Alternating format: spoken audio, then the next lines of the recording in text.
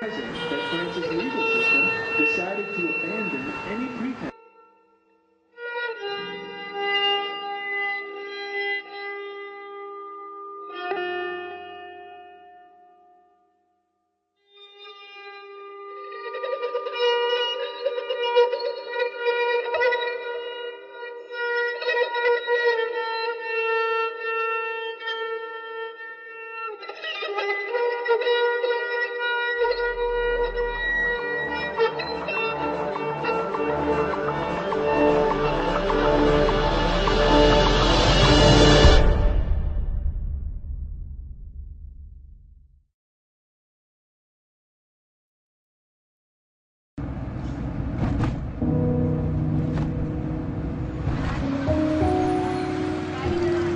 നയൻത്തിലാണ് ഈ principal charge ചെയ്തത്.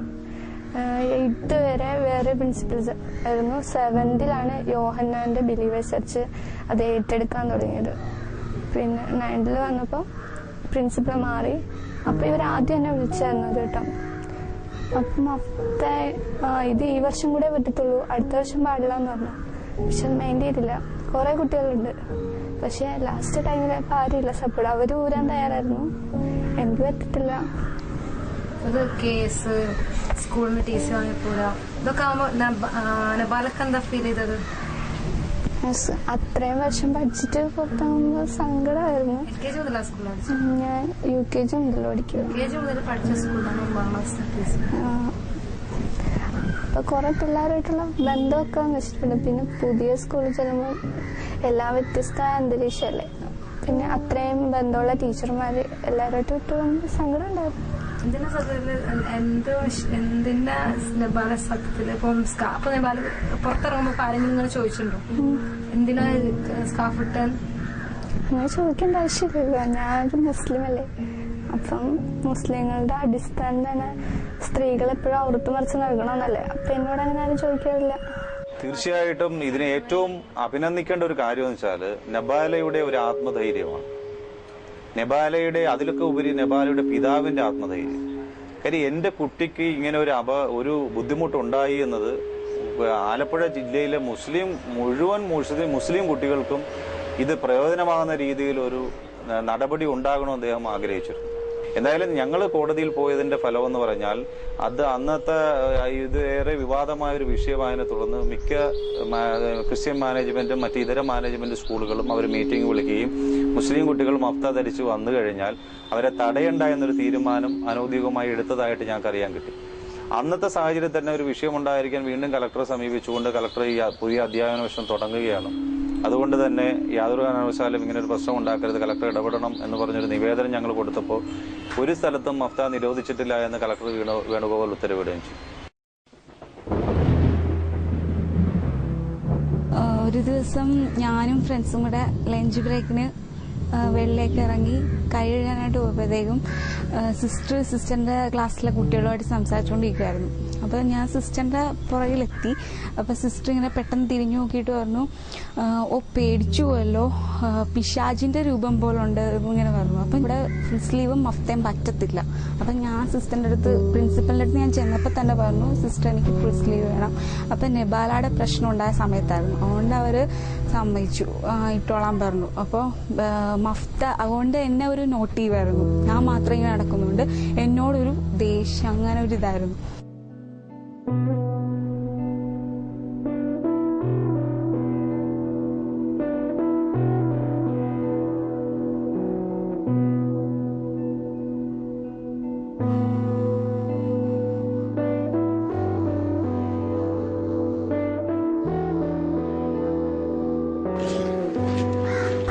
അഞ്ചാം ക്ലാസ്സിൽ ഒരു ക്രിസ്ത്യൻ സ്കൂളിലായിരുന്നു, 4 വരെ ഒരു ഗവൺമെന്റ് സ്കൂളിലായിരുന്നു പഠിച്ചത് ഇവിടെ അടുത്തുള്ള.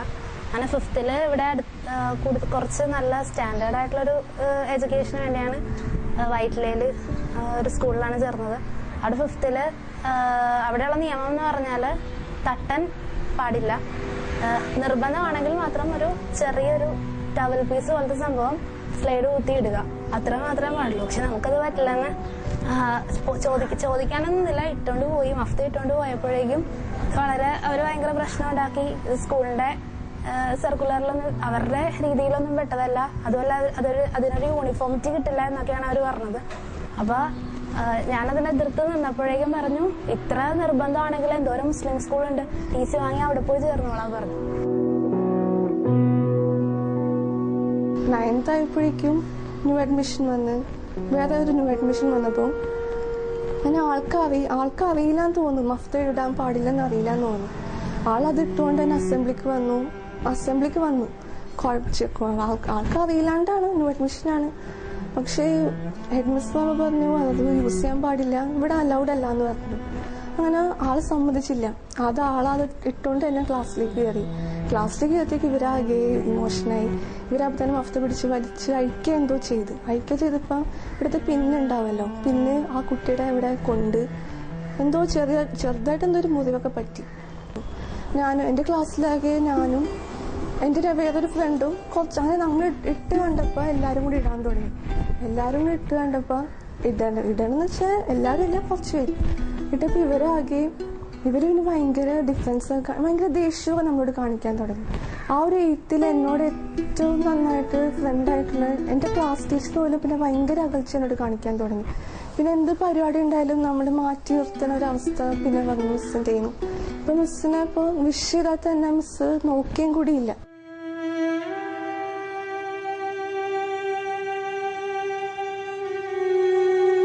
ഫസ്റ്റ് അനുഭവം എനിക്കുണ്ടായിരുന്നത് 9th വെച്ചാണ്.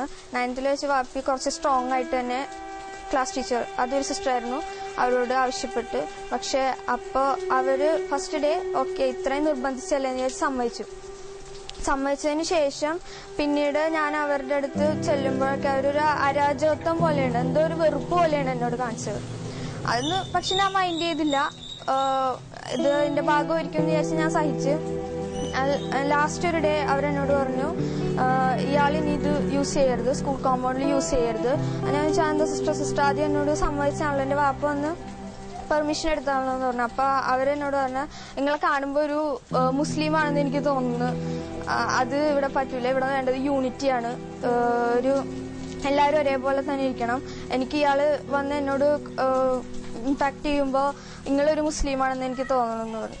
പിന്നെ പലപ്പോഴും ഇതിന്റെ ഒരു ബേസിലൊരു എന്താ പറയുക നോട്ടപ്പുള്ളി ആയിരുന്നു ഞാൻ. അതുകൊണ്ട് തന്നെ പലപ്പോഴും മാർക്സ് കുറച്ച് തരുള്ളായിരുന്നു. അപ്പോഴേക്കും എനിക്ക് ഭയങ്കര വിഷമമായിരുന്നു. കാരണം അത്ര കുറവ്, ഒരു 50-ൽ 3 മാർക്സ് ഒക്കെ വരെ അവർ എനിക്ക് തന്നിട്ടുണ്ട്.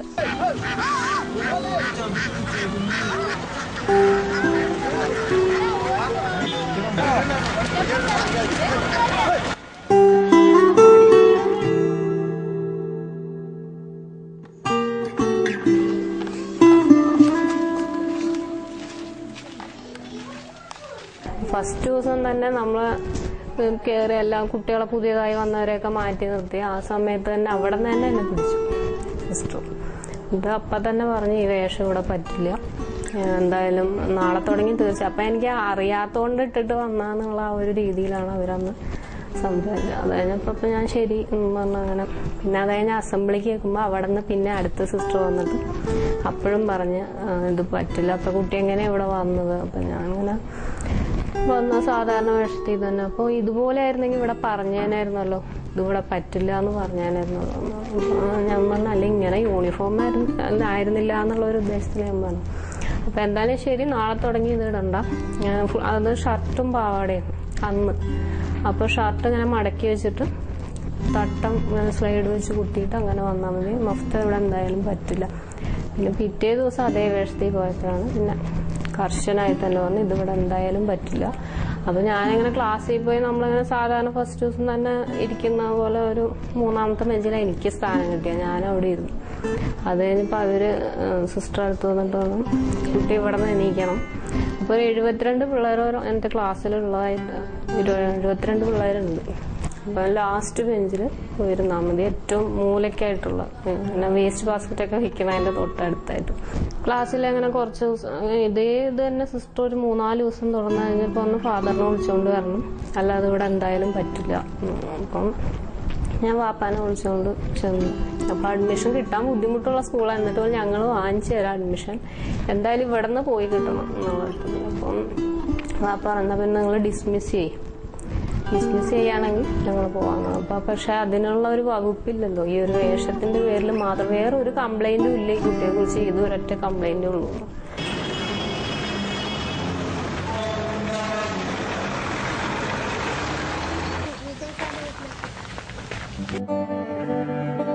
പ്രിൻസിപ്പള് അവർ പറയുന്നത് കാര്യം തന്നെ അവരാ നമുക്കൊരു ഡ്രസ് കോഡ് ഉണ്ട്. ആ ഡ്രസ് കോഡിൽ നിങ്ങൾ സ്കൂളിൽ വരണം.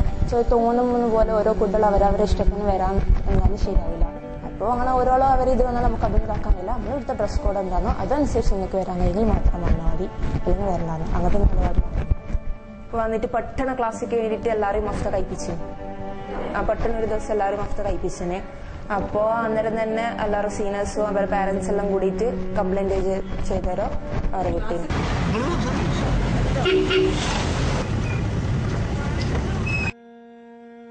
ഇപ്പോൾ SM വിദ്യാമന്ദിറിൽ 2 വർഷം മുമ്പ് ഒരു പ്രശ്നം ഉണ്ടായി. അപ്പോൾ അവിടെ നമ്മൾ ചോദിക്കാൻ പോയപ്പോൾ ഞാനൊരു പാരന്റ്, എൻ്റെ ഒരു ബന്ധുവും കൂടിയാണ് ഒരു കുട്ടി, അതുപോലെ തന്നെ GIUവിന്റെ ജില്ലാ പ്രസിഡന്റ് ഇങ്ങനെ ചോദിക്കാൻ വേണ്ടി പോയ സമയത്ത് ആ പ്രിൻസിപ്പൾ വളരെ ധാർഷ്ട്യത്തോടെ പറഞ്ഞത്, ഇത് ഞാൻ നടത്തുന്ന സ്കൂളാണ്, ഇവിടെ എന്ത് നിയമം വേണമെന്ന് ഞാനാ തീരുമാനിക്കാം. ശരിക്കും പറഞ്ഞാൽ അവിടെ പഠിച്ചിരുന്ന 3 കുട്ടികൾ 10ാം ക്ലാസ്സിലും +1 പഠിച്ചുകൊണ്ടിരുന്ന 3 കുട്ടികളും LKG മുതൽ അവിടെ പഠിച്ചുകൊണ്ടിരുന്നതാണ്. പിന്നെ ക്ലാസ്സിൽ ഏറ്റവും നല്ല മുൻപന്തിയിലുണ്ടായിരുന്ന കുട്ടികളാണ്. ഒരു വർഷം കഴിഞ്ഞപ്പോൾ തോന്നുന്നു അവർക്ക് തീവ്രവാദികളെയൊക്കെ തന്നെ ഭയങ്കര വിജയകരമായി നേരിട്ടത് കൊണ്ട് ഒരു മികച്ച അധ്യാപകർക്കുള്ള സംസ്ഥാന അവാർഡാണ് തോന്നുന്നു കിട്ടി.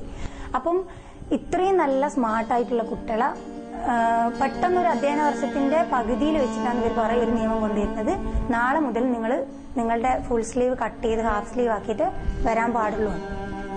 അപ്പൊ അതിൻ്റെ ഇടയ്ക്ക് ഒരു ടീച്ചർ പറയാ, പിന്നെ കണ്ണൂർ ജില്ലയിൽ നിന്ന് ഇപ്പം കാശ്മീരിലേക്ക് തീവ്രവാദികൾ പോയിട്ടുള്ളത്, കണ്ണൂർ ജില്ലയിൽ ഇതൊക്കെ ഒരു തീവ്രവാദത്തിന്റെ വേഷമാണ്.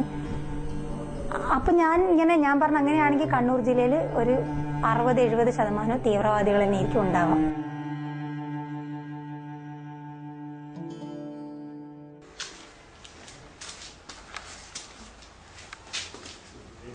അവിടെ ആദ്യമായിട്ടാണ് +1 +2 ബാച്ച് സ്റ്റാർട്ട് ചെയ്യുന്നത്. ഞങ്ങളായിരുന്നു ഫസ്റ്റ് ബാച്ച്. അപ്പോൾ ഞങ്ങൾക്ക് ഈ റൂൾസ് തന്ന ആദ്യം അഡ്മിഷൻ 9th വേണ്ടി പോയ സമയത്ത് അവർ ഒരു റൂൾസ് ആൻഡ് റെഗുലേഷൻസിന്റെ പേപ്പർ തന്നിരുന്നു. പക്ഷെ അതിൽ ഇങ്ങനെ മൊബൈൽ ഫോൺ കൊണ്ടുവരാൻ പാടില്ല, യൂസ് ചെയ്യാൻ പാടില്ല, യൂണിഫോം പ്രോപ്പർ ആയിരിക്കണം എന്നൊക്കെയുള്ളൂ. പക്ഷെ അത് എങ്ങനെയാണെന്നൊന്നും ഉണ്ടായിരുന്നില്ല. പിന്നെ അപ്പോൾ ഞാൻ വീട്ടിൽ വന്നിട്ട് പാരൻസിനോട് പറഞ്ഞു, ഇങ്ങനെയാണ് ഹാഫ് സ്ലീവേ പറ്റുള്ളൂ എന്ന് പറഞ്ഞു. അപ്പോൾ പറഞ്ഞു, അങ്ങനെ പൈസ കൊണ്ടുപോയിക്കും, അവരോട് ചോദിച്ചു നോക്ക് പറ്റുമോ ഇല്ലേ എന്ന്. ഇല്ലെങ്കിൽ വേണ്ട കൊടുക്കണ്ടായിരുന്നു. അങ്ങനെ നെക്സ്റ്റ് ക്ലാസ് പോയി.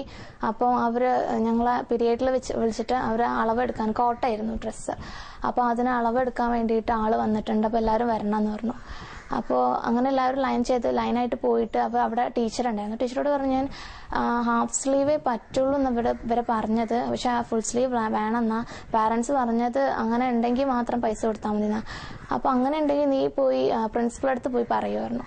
അപ്പോൾ ഞാൻ പ്രിൻസിപ്പൾ അടുത്ത് പോയി. അപ്പോൾ പ്രിൻസിപ്പൾ പറഞ്ഞു, അങ്ങനെ പറ്റില്ല, അത് യൂണിഫോമിറ്റി നഷ്ടമാവും, അത് ഞങ്ങൾ അനുവദിച്ച് തരണമല്ലായിരുന്നു.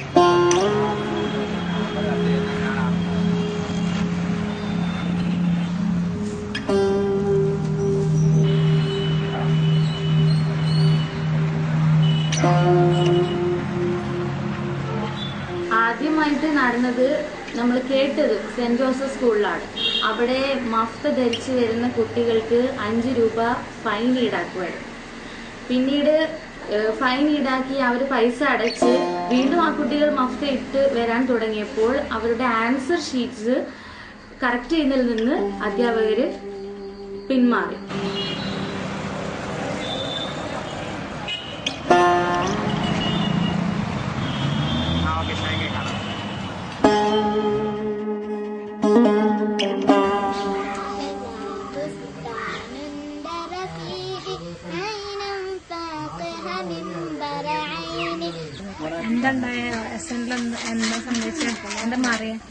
അവിടെ ഞങ്ങൾ തലയിൽ തുണിയിടാനൊന്നും സമ്മതിക്കത്തില്ല. ഇട്ടുകൊണ്ട് പോയാൽ ടീച്ചേഴ്സൊക്കെ കൊള്ളത്തില്ല എന്ന് പറയും.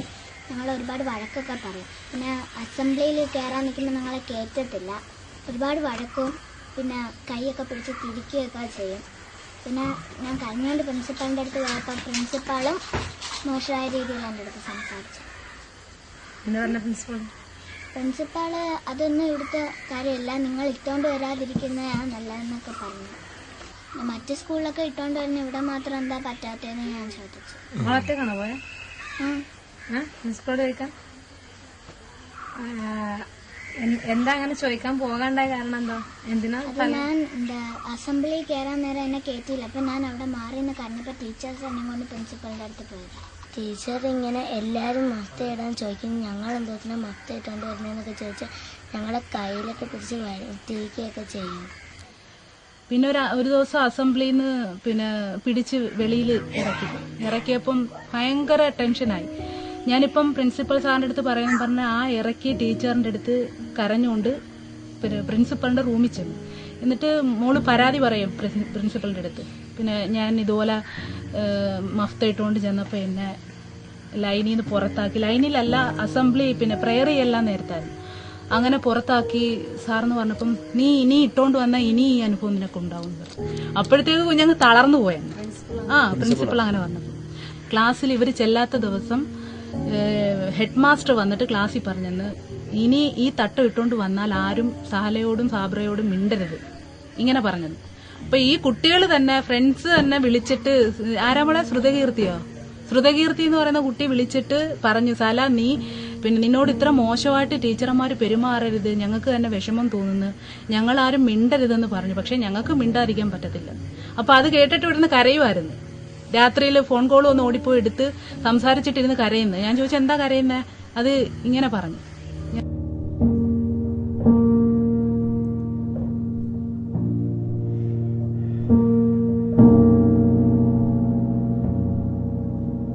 ബിഎഡിന് നമ്മുടെ സംസ്ഥാനത്തിന്റെ തലസ്ഥാന നഗരിയിൽ തന്നെ ഒരു ക്രിസ്തീയ സ്ഥാപനത്തിൽ പഠിക്കാൻ വേണ്ടി ഇന്റർവ്യൂവിന് ചെന്ന സമയത്ത്, ഞങ്ങൾ അവിടെ ചെന്ന് ഇന്റർവ്യൂവിന് ഇരിക്കുന്ന സമയത്ത് തന്നെ ഫസ്റ്റിൽ തന്നെ എന്റെ തൊട്ട് മുമ്പ് വന്ന കുട്ടികളൊക്കെ വന്ന് പറയുന്നുണ്ട്, നല്ല പ്രിൻസിപ്പളാണ്, നല്ല ടീച്ചറാണ്, ഒന്നും ചോദിക്കുന്നില്ല.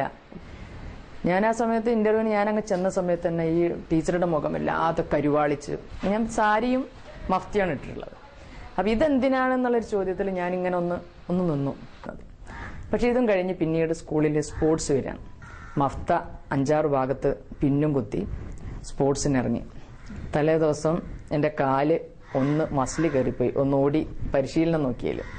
പക്ഷെ മസിൽ കയറിയാലും വേണ്ടിയില്ല, ഓടണം എന്ന് തീരുമാനിച്ചു. ആ തിരുവനന്തപുരത്തെ ഒരു വലിയ ഗ്രൗണ്ടിൽ വാശിയോട് കൂടി തന്നെ ഓടി.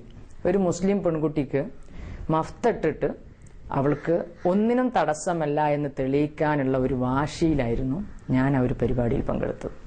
100 മീറ്റർ ഓടി, 200 മീറ്റർ ഓടി, 400 മീറ്റർ ഓടി, 800 മീറ്റർ ഓടി. അന്നത്തെ ആ വർഷത്തെ ചാമ്പ്യൻഷിപ്പ് എനിക്കായിരുന്നു. പക്ഷെ അതിന് മുൻ വർഷങ്ങളിലെ എല്ലാ മാഗസിനുകളും ഞാൻ എടുത്തു നോക്കി. അതിലൊക്കെ ഗേൾസിലെ ചാമ്പ്യന്മാരുടെയും ബോയ്സിലെ ചാമ്പ്യന്മാരുടെയും ഫോട്ടോ കൊടുത്തിട്ടുണ്ട്. ഈ വർഷത്തെ മാഗസിനിൽ മാത്രം ചാമ്പ്യന്മാരുടെ ഫോട്ടോ അവർ ഒഴിവാക്കി.